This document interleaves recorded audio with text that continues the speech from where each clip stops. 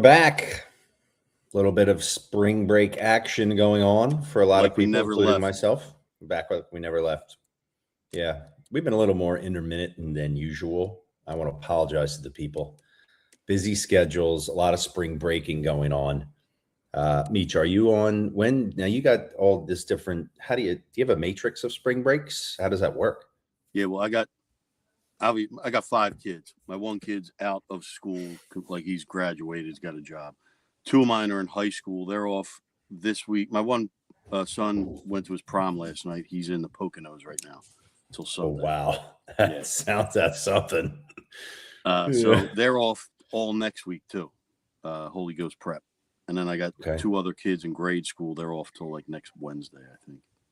Okay, yeah, that's so I spend all day because I work from home, and I spend all day yelling at them because all they do is fight. And like this afternoon, I got my one son comes up to my room while I'm working, and Frankie threw a shoe, and it hit Vinny in the eye, and so they don't even bother coming up anymore because every time they come up, I just take something of theirs, like their iPad or their Xbox. So now they just they take it and don't come up and complain.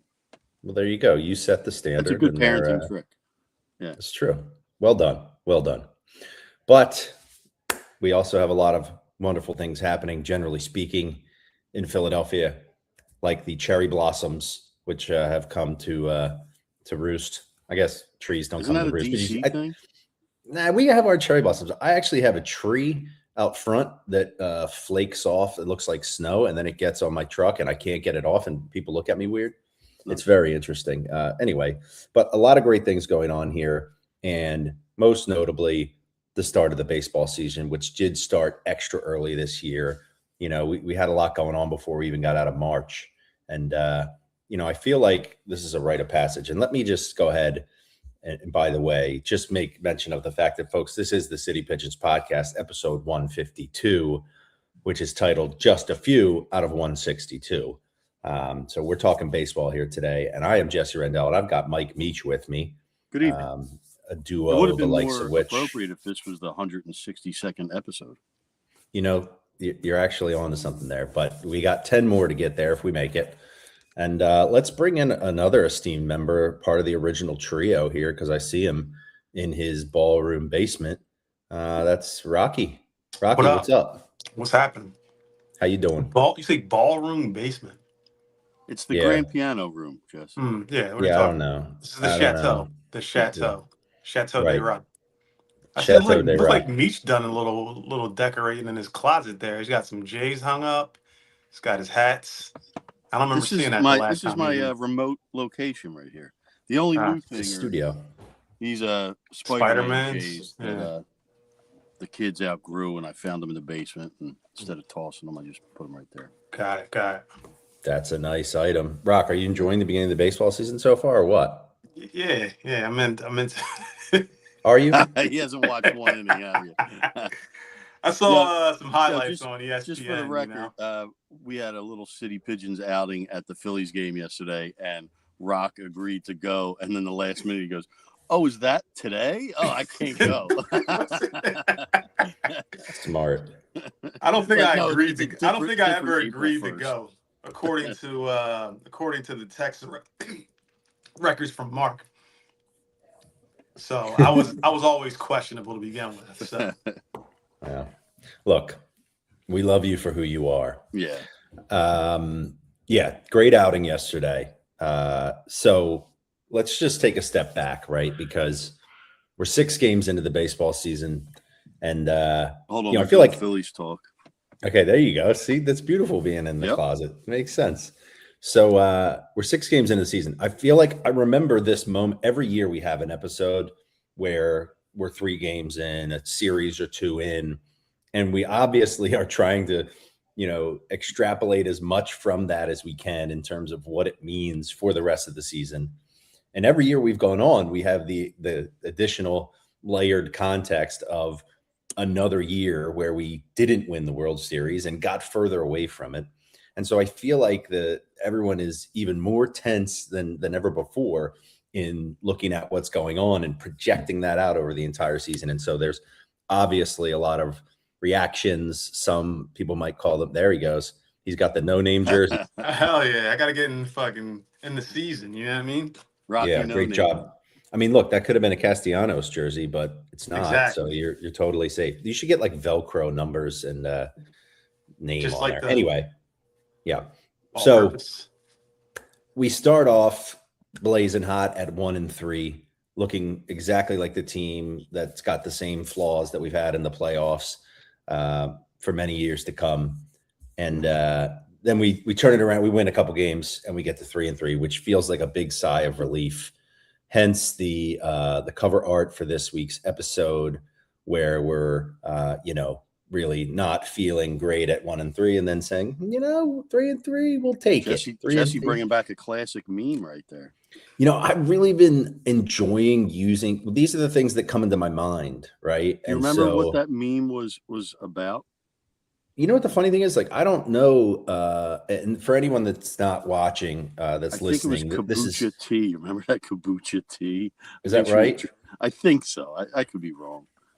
I just like, for some reason, certain things trigger different memes in my head, GIFs, whatever you call them. Just I don't even know. And I just assume everyone else understands what they are.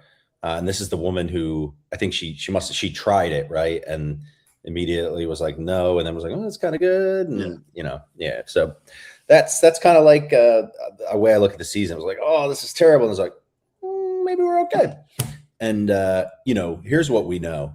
If the Phillies had lost, either really or both of the last two games, people would be on suicide watch right now, right? I mean, people were really panicking after the 1-3 start alone, given the way that the team was hitting the ball. But then I give credit to the young guns here, okay?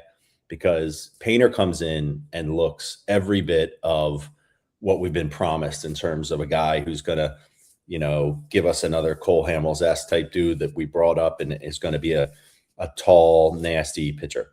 And then yesterday, couldn't have worked out better. Obviously, a lot went into the Phillies coming back and winning that game, but for Crawford to get the winning hit there in walk-off fashion, I think couldn't have worked out better, right? So I'm looking at it like the young guns have really come in to save us. And it's kind of ironic, right? Because the stars at the top of the lineup are guys that are getting longer in the tooth. They're on these big contracts and they're not playing great. And then, the young guys come in and save us from starting out really terribly. I think that's my general summary. I was saying to you guys yesterday, like that Andrew Painter start was so important for the fans' perception. If he would have came in and got shellacked by the Washington Nationals and given up 6 runs in 2 2/3 and had an early hook and they got their ass kicked, people would have been so. I don't even think mad is the right word. Just like disappointed. Like they expected much more. Even like you said, the beginning of this offense, everyone's like, "Oh, it's the playoffs all over again." Like it's the same fucking. It's the same thing all over again, and I get that feeling after a few games. I mean, I've watched too many baseball seasons to get excited or care one way or another after the first 3 weeks of a season, but it's impossible to do. But Andrew Painter, man, that was a frigging gem of a game he pitched, and I'm so glad they came back and won yesterday. And Rock, you know this Justin Crawford dude, right? You've been following it. Yeah. You know who his dad is? Did you ever hear Carl Crawford, the old base? He used to play for the Tampa Bay Rays. No, but Devil okay. Rays. Let's go. Here's a little. Jess probably doesn't know this either. Here's a little trivia. Justin Crawford, his dad, Carl Crawford, after he retired, he started a record label. And do you know who the first person he signed to his record label was? Megan Thee Stallion. No way. And it was like some shit label, and she blew up. So Carl Crawford got more rich off of being Megan Thee Stallion's, the record label CEO than he did, I think, in his entire Major League Baseball career. No shit. All right. Now, here's the thing. Wait, hold on. Before you guys go, I got a question, right? So this dude, Andrew Painter, I've been hearing his name for a couple of years, I feel like, right? How long has he been around the organization? I think he got drafted 2 or 3 years ago. So I didn't watch the game, but I watched the highlights from his start the other night. Right, That's good. Rocky highlights. The dude looked like an all-star. Looked like, what's the guy's name from Pittsburgh? Skeens. Yeah, there you go. Yeah, No, like it's not eight or nine strikeouts, right? Yeah. My question to you is, why didn't this dude come up last year? All right. See, this is where, Rocky, listen, this is where you cost us time, because How anyone am I who's costing you got, time? I need to know. I'm going to explain to you. The dude's a dog. He's a dog. I understand that, but I'm guessing that almost every one of the people that are paying attention to this is aware of the fact that Andrew Painter he was about to come out to the major leagues, but he had an injury and ended up having Tommy John surgery at his elbow. And that's why he was delayed in coming up. And see, these are the things I feel like ideally you would know, but it's okay. You know, I think, No clue. But so let me defend Rock a little bit here, because sure. I've been having a similar thought recently. Like, you know, that dude in the Phillies minor league system, Gage Wood, they drafted him last year. Yeah. That's a great name. It's an awesome pitcher's name. And he's like his name is like reflective of who the dude's nuts, I think. Right. He's really cool. Anyway, I'm like, yo, when you have stuff and you can throw gas and you've been a pitcher your whole life, what's preventing you from getting called up to the majors? Like, why are they not getting called up until they're 22, 23? Like, what do they have to work on like, I could see more as a hitter. Like, you have to adjust to major league pitching, but these guys, I mean, I think it's just as easy to learn on the job. They know how to pitch.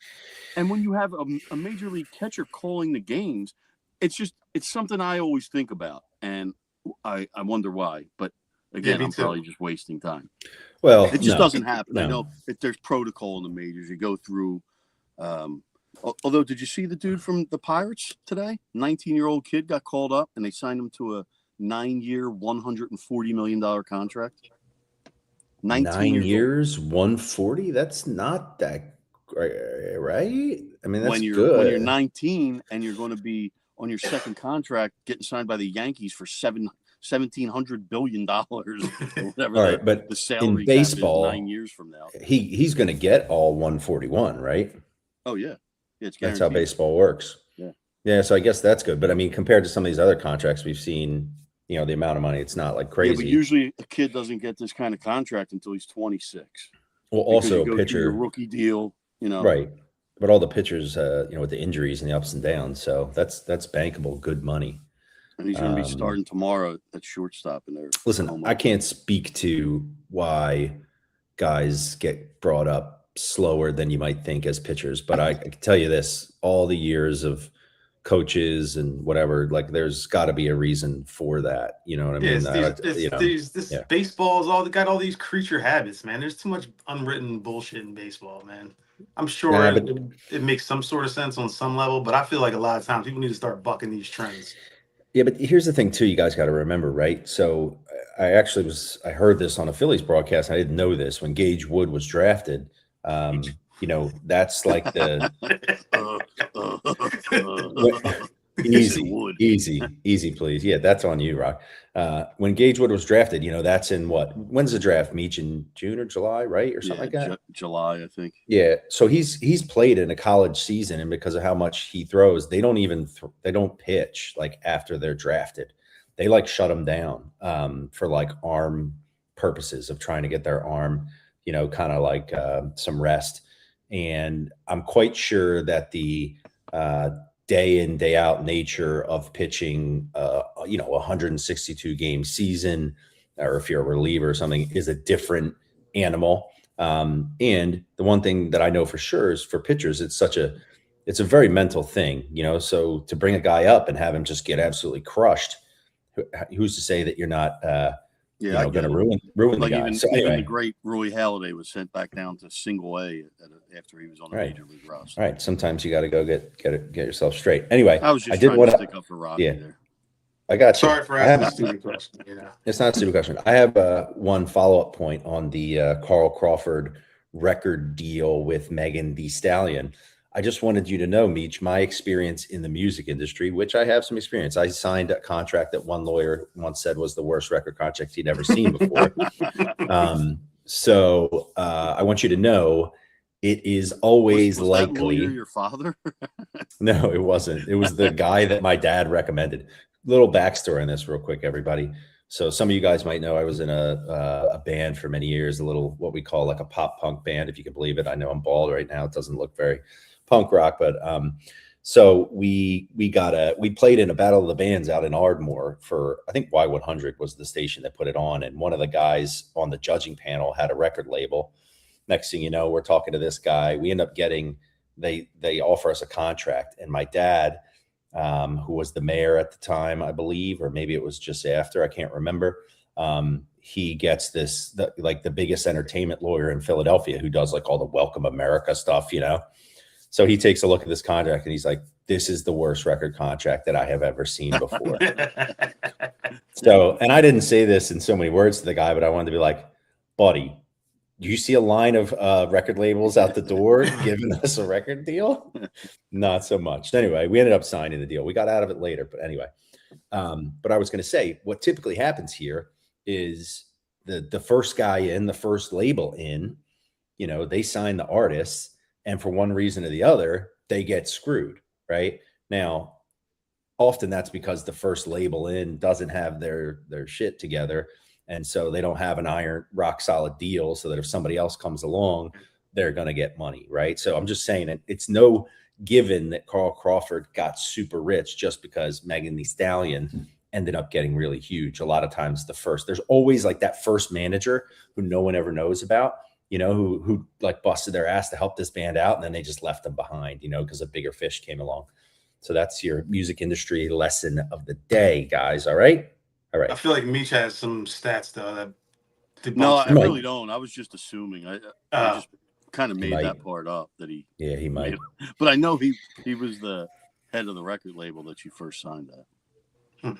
All right. Now, to continue this exercise when it comes to the Phillies and projecting the entire season based on the first 6 games, Meech, I have to know, I feel like you have been very steady on the stop running it back thing, right? Meaning like you have not believed. I really feel like your spirit was broken Game 7 against the Diamondbacks, and we haven't really had your full heartfelt buy-in on the Phillies ever since.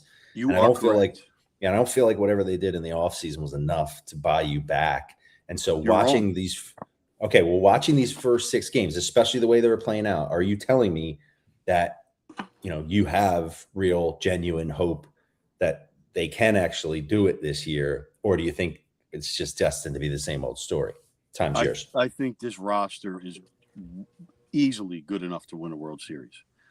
I don't know what changed about it for me. I mean, but the more I think about this team, and I don't know if it's the infusion of young talent, you know, whatever it is, that even getting rid of Suarez, I don't think that bothered me so much. I love the extension they gave Sanchez and Luzardo.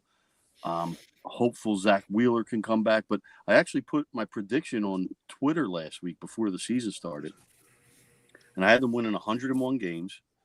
I said they're going to have. I said they're going to have 3 starting pitchers with a sub 2.4 or 3.4 ERA, and they're going to beat the Dodgers in the NLCS. And I said Crawford will be at the top of the lineup by June or July. Those were my Phillies predictions this year. But I have them in the World Series. I mean, I think they should win it, but listen. Now you just said I'm you a went huge from Phillies fan this year. Okay. Like I'm you all went in. you went from I don't see any reason why this roster can't do it to they should win it. I mean, that's what you said now. You know, I'm not putting words in your mouth. These are the words you said. If the Phillies were to beat the Dodgers in the NLCS, I mean, I'm saying they should win the World Series if they get there. Okay. I think most people would sign up right now if you said the Phillies will beat the Dodgers in the NLCS, but there's no guarantee. Like people sign up for that right now. Right. You know what I mean? So, I would. yeah, you wouldn't. Nah. You want It's championship World or bust. Series or bust for you? Or champion or bust? Oh, I thought you meant you think the Phillies are going to beat the Dodgers. Sign up for that. I don't think they're going to beat the Dodgers. No, I don't think they're that's as good. okay. Yeah, I don't think most people think that either. Okay, all right. But no, I would take that. Yeah, get there. Yeah, yeah. I'd sign for that. So for me, you know, I have to say my biggest fear right now is that, you know, you look at the names at the front of the lineup, right? We start Trey Turner, Kyle Schwarber, Bryce Harper. Granted, you go to Bohm after that, which isn't very exciting, but those three names, there was a time when the combination of those three players would have been hard to even fathom. That these guys were so good. That would be just so electric.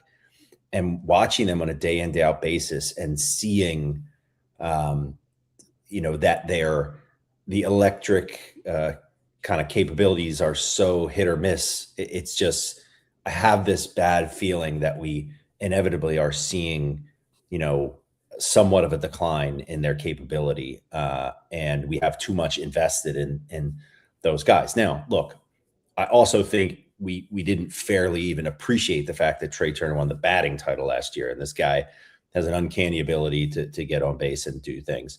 I feel like Bryce and Schwarber, these guys are definitely, and Schwarber, I guess, less so. Great year last year, very consistent, but both of them are prone to kind of getting hot or being in slumps. It's kind of like almost one or the other, and it's too early to tell. But that's the thing that's really scaring me, is that these guys, I'm just worried that they're not where they were 4 or 5 years ago. And just watching the way they sometimes swing and just, you know, it looks to me like with all three of those guys, sometimes they swing, just they're swinging no matter what. You know what I mean? And they're just taking violent hacks. They're not seeing the ball great. And I have my concerns that, you know, we don't have these guys in their prime. You know, it's hard. You go sign a bunch of guys to these long-term deals with all this money. Sometimes this is what happens. Now, all that said, I obviously hope that's not the case. And I know these guys are all capable of it when they're playing their best, but my hope is that they are still capable of playing their best. Now, related question, this is something that I thought of the other day. I was watching the game, this is before Bryce hit the homer, and it's great he hit a homer, but, you know, it was the first homer in his 6th game, right? So nothing too spectacular. Is it possible we watched this whole Dombrowski Bryce thing about being elite and he wears the not elite shirt? Like, and I don't know if Bryce's brain works like this, is susceptible to this kind of like regular person thinking, but is it possible that he, as a result of all that, came into the season feeling pressure and is pressing because he wants so badly to show that Dombrowski is wrong and that he's still elite? Like, is it possible that Dombrowski's comments are now kind of haunting Bryce because he's trying so hard to prove that's not the case, and he's not, you know, he's coming. I think it's more possible that he's washed. I think, okay. How old is Bryce Harper? Was he 30? 33, maybe. He's that young? I think he's going to be 40 at the end of his contract here, which is in 6 years. So he's probably like 33, 34. I'll get our crack staff on this right now. He's 30. He's 33. Think about when you were in your young 30s. Think about how things slowly start to decline. I'm not saying you're a professional athlete at all, but just think about, you know, the things you used to do and like turning that age, and, you know, eyes are the first thing to go. A different eyes, I know, but I'm saying like, eyes are the first thing to go. Look at Barry Bonds. I mean, I know with the steroids and everything, but he's still he's the best hitter of all time. He's incredible, and he didn't start getting this good until he got in his later years. Like, I think 36, 37 were his best years. Well, he was on that sauce. Yeah, but you still got to hit the ball. Like, you know, you got to make contact with a baseball. You can't just close your eyes and do steroids and swing the bat. You're gonna hit it out of the park 73 times in a friggin' year. Like, at that time, everybody was on it. So it was an even playing field. Even the pitchers were on steroids. So I think my main point is, someone answer my question. Meech, you heard me. He's pressing. I don't think he's used to being challenged. He's been like the number one guy at every level he's ever played in, and no one's ever questioned his ability or his. No one's ever said, "Hey, you're not one of the best anymore." And Dombrowski did it, and it obviously not lit a fire, got under his skin, because I think he was pressing in the World Baseball Classic. He had that big homer in that late. He had a homer yesterday, but I just think that's him. I would say, to your point, I don't think he likes being challenged. And I would say to answer Jess's question, I think it's probably a combination of not being challenged, pressing a little bit too hard, but also the start of the washiness of starting the show. I'm sure, like, you're getting older, dude. You can't keep up with the athletics when you get older, man. He's not a bum. Well, you play first he base. You don't have to be athletic. Yeah, but you still got to have the physical attributes. You move 10 feet to your right or left at the most any play during the game.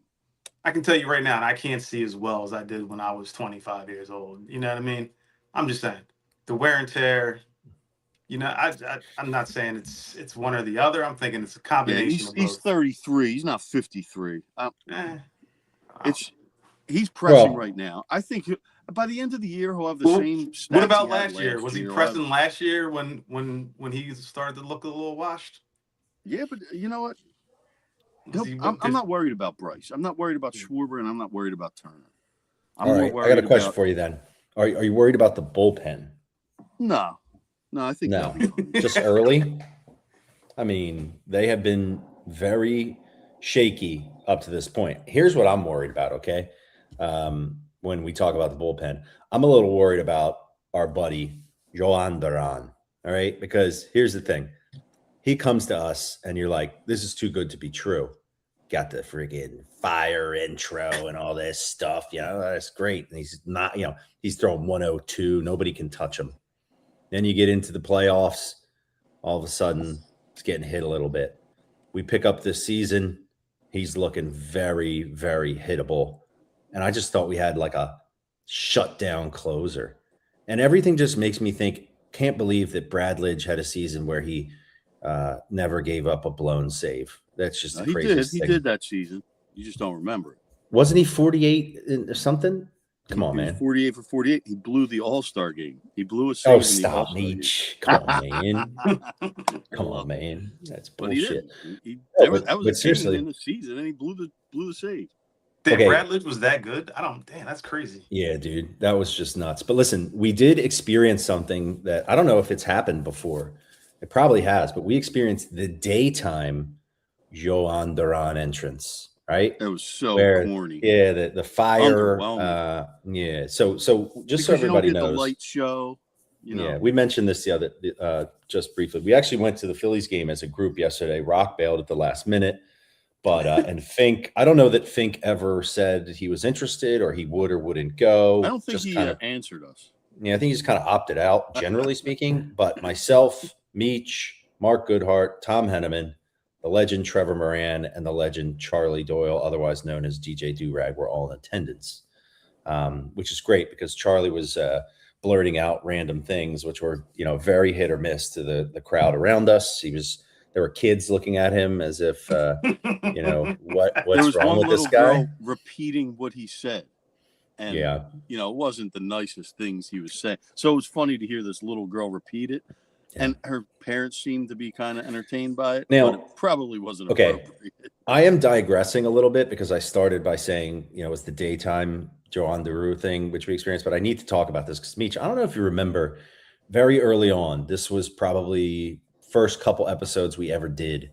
I talked about the different personas of people when you go to the game that can be annoying or not or whatever. And one of them was the follow-on guy. Okay. It was the guy who, when there's somebody there who's like being a total a-hole and like saying really whatever, the follow-on guy is like, yeah, that's right. You suck, Hurts. He comes in second. Right. And I thought yesterday was an interesting experiment in that that character was based on my experience going to a game with Charlie. Charlie was that guy. Okay. And when it started, you were very exuberant and vocal. You almost were encouraging him. He was playing the follow-on to you. But then it seemed like because he was doing that, you kind of backed it off. I backed off, yeah. Yeah. And then he became the primary guy, which really went in a lot of different directions. Teef says, Meech and Charlie were like Hall and Oates. That was, but see, I think I picked up on this. I feel like I read people very well. And Meech, tell me if it's the truth that Charlie, really being energized by what you were saying made you feel less inclined to shout things out. Is this accurate? Yeah, you're right. And I was like, all right, he's got it. I don't gotta be that guy. Well, also he would start saying things, and it's funny. He said one thing that the entire section started cracking up. Like he nailed it with one. And then he said something later, and everyone just looked at each other like, is that guy okay? And I think Meech realized the volatility there, and he wanted to distance himself from that. That's the way that it happened. Anyway, a great outing, and that was like the Philly season so far in a nutshell, right? Looked pretty good, then just looked terrible. We have seen some patterns emerge that we saw yesterday, right? Runners in scoring position is just a problem. You can't live just hitting these solo homers every couple innings. That's tough. So those kind of things worry me. But what did we do, guys? We stuck it out. I mean, when somebody hit when the Nationals guy hit that 3-run bomb, right? A lot of people were getting up and going. It was a seventh inning. The stadium emptied. Like, it was really weird to see all those people leaving. We would never. A 2-run game. Come on, guys. Also, I always try to get inside the brain of the people like that. Like, are they trying to beat traffic? Yeah, but you're getting to rush hour anyway. It's 4:30. That's my point. That's my point. It's a I beautiful day. Weather couldn't have been better. Like, just can I watch tell the you whole one game. thing that was ruined for me yesterday that I was pretty excited about, and now it's totally ruined for me? Wait, say that again. What? One thing that happened to me yesterday that was really bad, and I was excited for it yesterday. I got a brand new jersey for the season, right? I was on eBay, and I came across in 2006, Ryan Howard won the home run derby, and it was the All-Star game was in Pittsburgh. So on eBay, I found the jersey that he wore, to win the home run derby.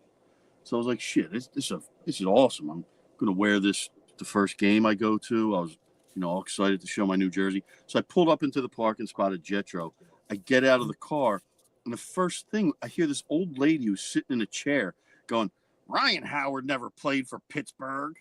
And like a real condescending, and she said it loud enough for me to hear. I was like, wasn't going to pretend like I heard her or acknowledge her at all. But then I heard like her son or somebody explaining that it was an all-star jersey and from the game in Pittsburgh. So I wanted to thank the guy just so I didn't have to smack this old lady. But anyway, I'm in the stadium. I'm not even thinking about it going up. And then around the 7th inning, Charlie goes, yo, dude, every time you walk down the steps, I think you're a concession guy bringing beer. Because all the concession people wear the yellow jerseys, the Aramark jerseys. And for the rest of the game, I'm like, fuck, I bet you everybody in the section, every time I came down, was like, yo, why does this concession dude have no food or drinks? And now I will never wear that jersey to Citizens Bank Park again because I look like a concession worker. Wait, is that jersey, is that autographed? It is autographed, but I want to like scrub it off. Like, you're going to get a jersey like this. Why autograph not on the number? Like, autographing the number. Why? We talked about this. A guy hands him a jersey. He gives him a black Sharpie. What's he supposed to do? Ryan Howard doesn't have 17 things. It's just that. Who cares? Plan it out better. Don't get it signed then. You just ruin it. I think it's kind of that's kind of a weird thing to wear an autographed jersey. I don't mean the I'm going to get it scrubbed off, but I haven't. It's going to get Ryan Howard's signature scrubbed off. I mean, why do you care? Like a real signature. Why do you care now? Because you're not going to wear it because you look like the concession guy. So just keep it, frame it, call it. You know, I'm going to Pittsburgh in a few weeks and I'm going to a game there, and I'm going to wear it in Pittsburgh. Maybe people will appreciate it. that'll really. That's a nice confuse jersey. people, I think. It is a nice jersey. It's just it's weird to wear a jersey autograph. Now, Meech, can I ask you a question? Did you just like, is this one of these things where you're like, oh, that's awesome? Or were you like on eBay randomly looking at Phillies related stuff? No, Like, how does this happen? I was looking at Ryan Howard highlights on YouTube, and it was the home run derby highlights, and I was like, shit, I wonder if that jersey's on eBay. And I went on, and there's like 4 of them, and most of them are like in the $400 range. This was under $200, which is less than you could get a stupid Fanatics jersey for these days. That's true. Now, question: did you see that this Brandon Graham thing today? He had it. You know, he said he was making this big announcement, and he was announcing that Ryan Howard was joining him as like a owner of this crooked beverage thing or something. I was hoping you had, because I really didn't pay that much attention to it. Now I'm inclined to just move along. Our boy Keith is up in the mix as usual, and he says it's the same story as the last couple of years. Just get in. I hope you get hot in October. They have the talent to get it done. Easy. And he says just because they choked the last 3 years doesn't mean it'll happen again. This is true. But look, it's like anything else. You see enough, kind of patterns and the same people doing kind of the same things, But look, maybe Dombrowski, the trade deadline, you never know. You never know what's going to happen. Maybe he can do some things. I think we're going to make a huge splash at the trade deadline this year.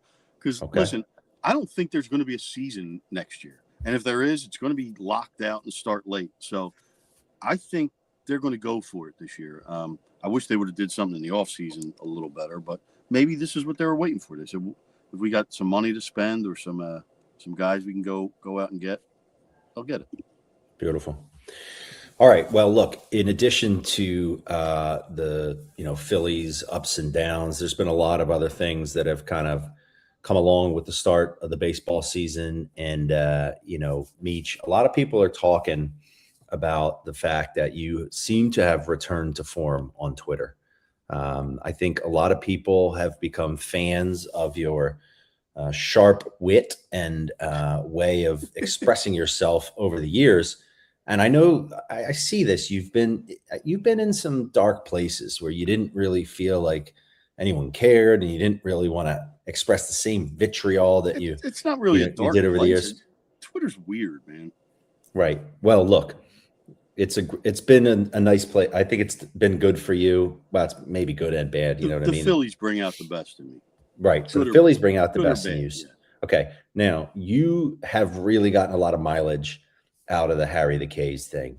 So I'd really like to hear first about your kind of understanding of the situation and, explain what happened and why it pissed you off so much. And then we'll get into some of the. Here's the thing. It didn't piss me off. I was just making a few jokes on Twitter. I think the one thing I said was, you don't have to pay the Callis family $20,000 to play high hopes if you never win. Yeah. But explain the situation and what happened so people understand. There used to be a little restaurant. I don't even know what it was. I don't think I ever. It's like a promenade. Yeah, kind of thing. It was called Harry the K's. It was a section in left field under the Fanavision or whatever, and it was a nice little tribute to Harry that they put up when they opened the stadium. Harry was still here; he was still part of the the broadcast team, and now it's like 20 some years later, and I guess the rights went up and. Ghost offered them money. It's an energy beverage, and now it's the Ghost Energy Deck or the Ghost, energy drink deck. I don't know what the hell it is, but I mean, I'm one of these old guys who's supposed to like be mad at stuff and love nostalgia, but I'm not nostalgic for Harry the K's. Listen, there's a statue up of the guy a few feet away from Harry the K's. That's a pretty cool tribute, if you ask me. I don't know many stadiums that have statues of their broadcasters in the stadium. It's very rare. He's beloved. Everyone loves him. You don't need some stupid promenade named after him. If they can make a few extra bucks, it doesn't bother me. I don't care. People get bent out of shape over weird shit anymore. That's my little opinion. Wow. I think it's a little disheartening that you were able to make such clever commentary on this, yet you don't really feel it in your heart. But that's Listen, neither here nor I there. don't care about most things in the world. Like Okay. there's most stuff I Got don't it. care. You know, All right. it's if it's inconsequential to me, like in the Yeah. grand scheme Okay. of life, it means nothing. Who All right. gives a Well, shit? let's just then. Okay. With that in mind, let's dig into this. Okay, because this is what I saw, and hopefully, if you're watching this on video, you can kind of see this tweet. I know it's probably a little small, but I opened up Twitter and I see a Les Bowen repost of a Mike Meach tweet. Shout out Les Bowen, one of the legends of Philly sports journalism. And the tweet reads, "You don't have to pay the Callis family 20 grand to play high hopes if you never win." Right now, this wasn't a direct shot at the Harry the K's thing, but it's kind of like a related shot, right, Meach? Yeah, it's a little fun I'm having with Yeah, because the Callis family's pissed off about the Harry the K's thing, right? Yes, and I guess they pay them 20 grand for high hopes for a year, and they were saying that the Callis family was saying they're not allowed to play it. But yesterday, after the win, they played high hopes. They did. There's man, who knows what's going on? But even better than the tweet itself is the interaction that happened below. And you know, this is my favorite part of Twitter, because when you start getting likes and retweets, it starts inviting the weirdest people on earth into the conversation, and this is where I shine. Okay, so a gentleman by the name, his name, I think it's just, it looks like a real name.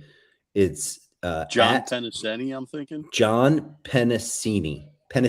I'm going to say Pennicini, spelled Penisini,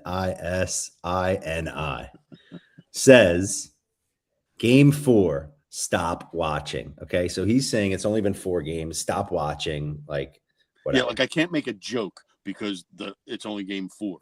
Jokes aren't allowed in the 4th game. Meach, 1 minute later, pounces on the opportunity presented by the unique spelling of this man's name to write back, "Thanks, comma, John Penis dash Eni." And I got to tell you, Meach, I got to tell you, buddy, when I read your tweet and I was like, oh man, Meach is getting this Les Bowen repost. That's cool. Oh, that's funny. He's funny.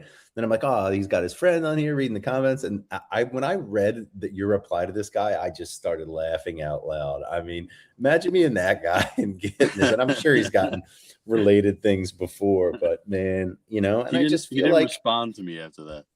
This is just vintage Meach, man. Oh gosh, I got nobody on the screen. That's never good. Yeah, don't come at me if your name's John Penis INI. Like, just knock it off, dude. I appreciate you, man. I appreciate you. And I know the people of Philadelphia do as well. Don't change. And you know? and the other good joke that I got off on Twitter over the Harry Callis thing, I said a good compromise would be to just call it the Ghost of Harry Callis Energy Deck. Guy's on fire. He's just on fire, man. It's good stuff. Good one. Yeah, beautiful. All right. Well, you know what? Look, I think that we did a nice exploration of the Phils. We gave Meach a little love. We called Rocky out for barely knowing what's going on. He didn't even play us a tune on his piano. Yeah, I was going to say, dude, we need Rocky on baseball to come back. So please do. I'll be out of town next week, but I'll be ready. Any idea what kind of giveaways they have or things going on at the park? It's I'll let you know next week. Yeah, you're not locked in, and that's okay. Flyers down 1-0. Damn it. You know what? Every time I pay attention to them, something bad happens. I'm telling you, man. It's brutal. How you guys feeling about the Sixers? You know, I was going to segue to the Eagles, but I was just curious. We'll come. You said the Flyers, but we don't got to get into a deep discussion. Just what you think? Yeah, I mean, they got to be healthy. All right, they're healthy as shit right now. Right now, wait 2 weeks. Right now, they're not always healthy. I feel like I am so unwilling to believe that there's a chance that anything fun will happen that I'm, you know, I get more, I want to watch the games and I'm like, my curiosity is piqued for sure, but I'm like real scared to even care. And let me tell you, I had one thought about the Sixers recently that kind of scared me.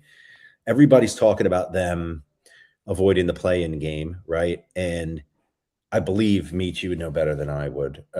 If they do that, they end up with a first round series against the Knicks or the Celtics, I believe. Or no, the Celtics would be if they help me out, Meech. Help me out. I know you know. I really don't know what the standings are. I'm sure Detroit is still in first. Celtics Okay, right. are in second. Right. Hold on. Right. So the difference is whether No, you're the six. Celtics are first. No, that's the Pistons, Right. So Celtics, Knicks. So if we finish in sixth where we are currently, we'd play the Knicks, which is right. probably a And better matchup.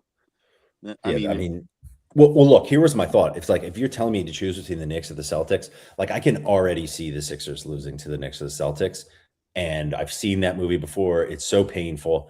I would almost rather just not even play either of those teams. Is there any way to avoid that? I guess we play the Pistons by not making the playoffs. Yeah, not make right. the Well, playoffs. that's not going to happen. Okay, so that's not going to happen. What if they make the play-in and lose? Okay. Yeah. I mean, that's. But I'm just saying. I just don't know. I don't know if we get into a series against the Knicks or the Celtics and it clear. You know what's going to happen. Embiid is going to get hurt in the first or second game. And then it's going to be clear that we just can't be on the same basketball court as them, and we got to watch the whole damn thing play out because they got to. What's the first round of the playoffs these days? Is it 4 or 3? 5 games, 7 games? I can't remember. This is not good. Is it 7 straight up? Yeah, I think they're all 7. They're all 7. The first round used to be 5 back in okay, that's fair. Late 90s. Okay. Yeah. So no, not good. I don't like it. The Sixers are going to flame out. That's where I'm coming from. All right. I think that's the safe choice right there. Quick transition over to the Birds, and there wasn't a whole lot going on until 2 articles published over the past 2 days that highlight the tension between Hurts and teammates, and drawing all sorts of stuff into question. You guys know that we talked about this many times before, right? And that I think it's just a fact at this point that there are a lot of people who just aren't huge fans of him. And I think large portion. None of them are brave enough to say it from their own name. Every single one is anonymous. It's so corny to me, man. Like, I hear you, Meech, but that's kind of like a dozen anonymous sources contributed to that story. Come on, right? But that's kind of like, think about it like this. That's kind of like if you work at a job where everybody hates the boss and they talk to each other about it constantly, but nobody's going to come out and tell anyone in any sort of authoritative position or on the record thing that they hate their boss. Jalen Hurts is like Jeffrey Lurie's golden child. You know what I'm saying? So I don't even think the fact that they would or wouldn't go on the record really matters, because the reality is this: if there are enough people in the building, on the team, coaches or whatever, that feel like the offense can never evolve or be good because Jalen Hurts is so limited, or because he approaches things in a certain way, that's going to be tough to work around. And I can't say that it's to that point. As I've said in the past, I think his whole the main thing and his stoic thing. And then a lot of the stuff he did around the Super Bowl with like the cigar picture and all of the Jordan stuff after, I think it just it looked as if he was elevating himself to that like Jordan level or GOAT level. And I think a lot of teammates, I don't think they reacted great to that. And he's not. Which teammates are these is what I'm wondering, because all the like high paid important teammates that really matter all come out and support him. Every single one of them. Mm-hmm. Who hasn't? Even AJ Brown said, he's got no problem with Jalen Hurts. Every single one of them. The offensive line, Saquon, even Jahan Dotson was saying on a podcast the other day how good of a leader he's been and how much he's improved in the 2 years he's been here. I did see that, but let me say this. So I don't think. My point is, I think these anonymous guys are some low-level scrub weirdos that just leave. If you're a coach and you don't like playing with them, go to another organization. If you're a player and you don't think they can strive, meanwhile they won a friggin' Super Bowl. Leave. Get the hell out of here. Well, all these Well, people it's not that complaining easy. about Jalen. I mean, it's so weird to me how, and he doesn't say a word to make anyone feel this way. He doesn't even try and defend himself. It's just because he doesn't talk to these people and he doesn't have emotions. They just feel they could say whatever they want, and it's corny to me. It's really corny. Even RG3 said, if you can't put your name to any of this, you're a bitch, basically. Oh, did RG3 say that? I think he did in RG3? so many Oh, okay. words. Yeah, it was RG3. And then my buddy Creasham on Twitter, he put a good tweet out the other day, and at the end of it, he's like, "We're being conditioned to not even care about winning anymore. Like that's like the third most important thing for everyone. It's for you have to be able to communicate. I mean, your feelings can't be hurt, and Okay. passing game, and then fifth is winning. If you win, okay." All right. And listen, I hear what you're saying, but at the same time, when you have a team that ranks, almost dead last in the NFL in passing, despite having what some say is one of the best offensive lines in the league, you've got a tight end that caught over 10 touchdowns, I believe. Can't remember off the top of my head. You got Devontae Smith, AJ Brown.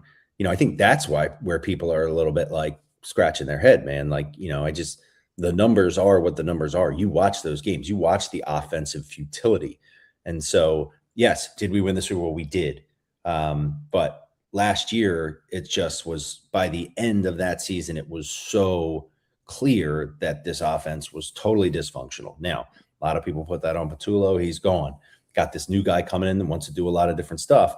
This is obviously going to be a very telling situation to see what happens. But I just don't think you can just dismiss people's, you can't dismiss this as not a real thing at this point. And, if there's a lot here about him taking control and changing plays and doing all this stuff. And so if you got a coaching staff that's trying to implement a particular offense and you got a bunch of guys that are watching the quarterback, other players watching the quarterback, change the calls and do stuff his own way. And then your offense, you can't pass the ball at all. And you didn't really run well this year either. Of course you're kind of like, what the hell? Do you know what I mean? Like, how could you not be? Right. And listen, I'm not getting into the technical point because we've talked about this, the offense and everything a million times. But this kind of shit I hate from this article is Tim McManus said Jalen Hurts is the one who recommended that 4 verts play at the end of the playoff game. The video is out there from NFL Films.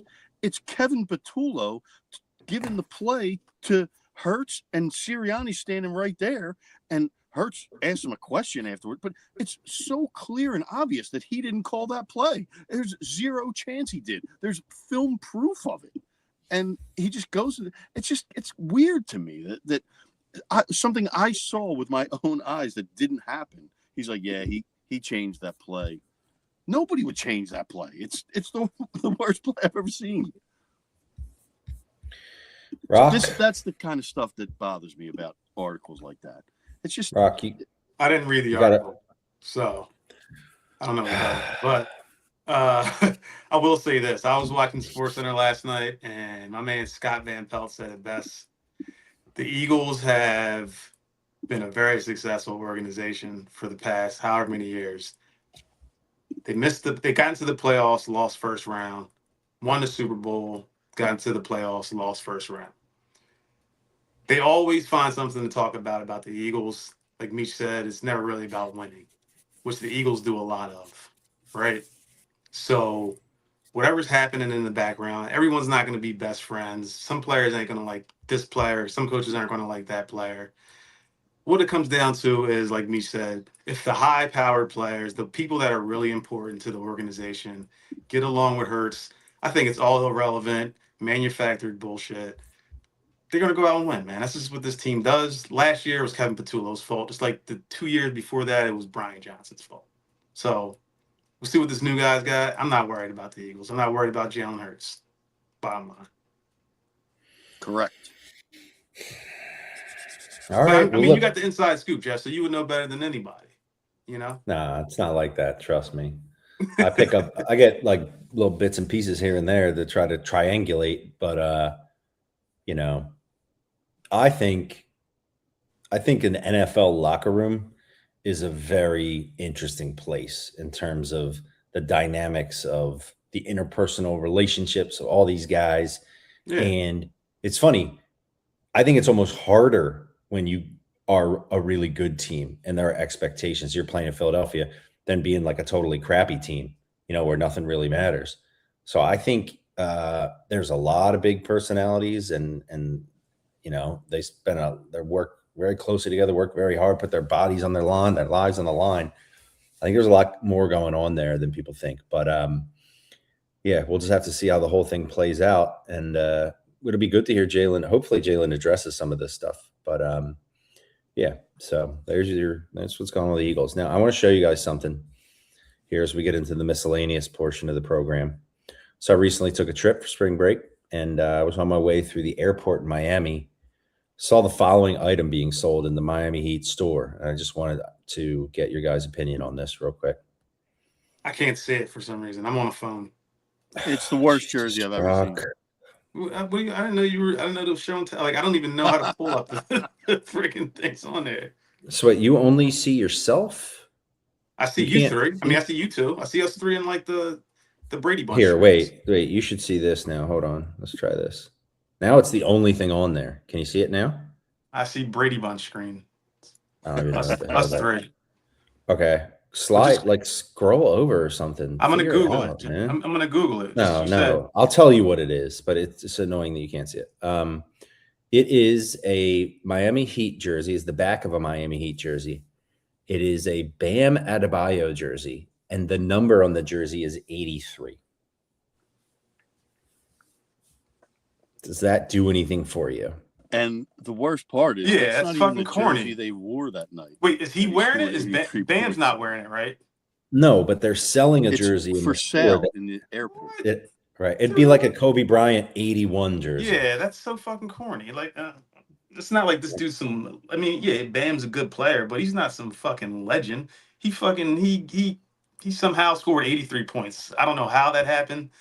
He's got to be the worst player to score the most points ever, right? So, like, Well, for them to manufacture that jersey, I would love to see the sales numbers on that jersey, because I guarantee you, not bet they many were people are high. buying that garbage. In Miami, bro. Yeah. When you say I bet there's they were probably a bunch high, of you're cornballs talking down about in the Miami. number of jerseys sold or the people who bought them? All of it. All Both. of it, man. All of Yeah. it.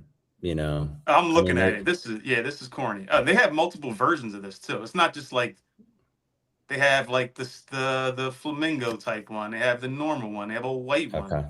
Wow, that's just terrible.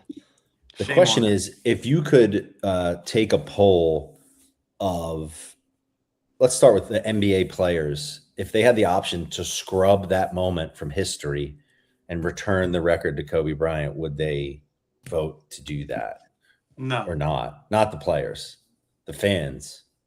I don't think anyone's actually going to recognize this Bam Adebayo game. I think pretty much it's universally point. despised. Yeah, that's my point. It's in the record books, Yeah, there's nothing you can do about it, but sad. Okay. Insane. Next up on the miscellaneous front, I want to take some time to plug this event that's coming up. Okay. So you guys know we did our show with the cheap seats from PHLY over there, the online sports media outlet. Some good people over there, including our boy, the bro, Jamie Lynch. A lot of really good writers and journalists and radio personalities. Our boy, the Cuz. BG's got a show there. A lot of good stuff going on at PHLY. So PHLY came to me and said they'd like to do something to benefit MTWB, make the world better.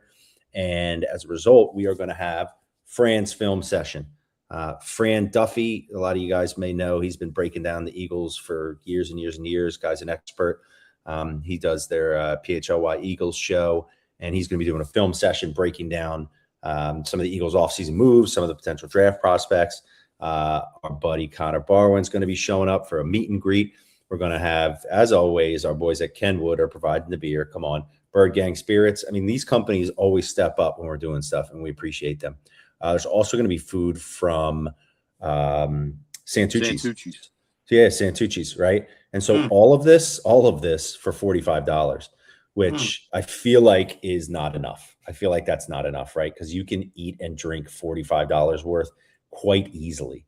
Okay. So this is going. Bring a little extra to donate on the side when you get there. That's right. Yeah, make an extra donation. This is going down next Wednesday, April 8th from 6 to 8. It's actually going down at our home base, the Coop, the home of Next in Line Comedy. So please come by. More information on this in terms of getting tickets, what have you, you can be found at MTWB Foundation on Instagram. All right. So check that out. Please do come by for this. It's going to be fun. We're not trying to keep the world the same. We're trying to make the world better. Exactly. We can't stagnate here. We are making the world better. So yes, please come check it out. A good amount of us will be there. That is next Wednesday. So that means we cannot do a podcast at the Coop, which probably means we'll do something remote again or something. I don't really know, guys. You know, it's week to week for me. So I'll be in touch. We will figure it out, and we'll have a whole nother week. Let's do the podcast the same time he's breaking down film. We'll have like a dual. Yeah. Well, I thought it'd be funny if while they're doing it, we like set the podcast up and on the side and we're like, hello, everyone. No, that's not the idea. No, but great event, good cause. And next week, we don't know, but we'll have another week of Phillies games to react to. Rock said he's going to lock in. We'll see. Maybe we can get Fink to come out of retirement to give us his take on what's going on with the Phils. And we'll see. But I think that's what we got for tonight. Gentlemen, any parting comments? We're still hoping Nancy Guthrie makes her way home. This is true. Hashtag pray for Nancy. Means you don't know where she is, although you claimed you did at one point. I was. You haven't had that much to I got drink interviewed tonight, by the FBI so it's different. about that. I don't know where she is. Right. All right. Well, no. In all seriousness, we do obviously hope that situation want Nancy home resolves itself. All right. Go Phils. Go Birds. Sixers. I'm not feeling too much. Flyers. Hopefully they can come back tonight. All right. Down 1-0. Peace out, fellas. See you.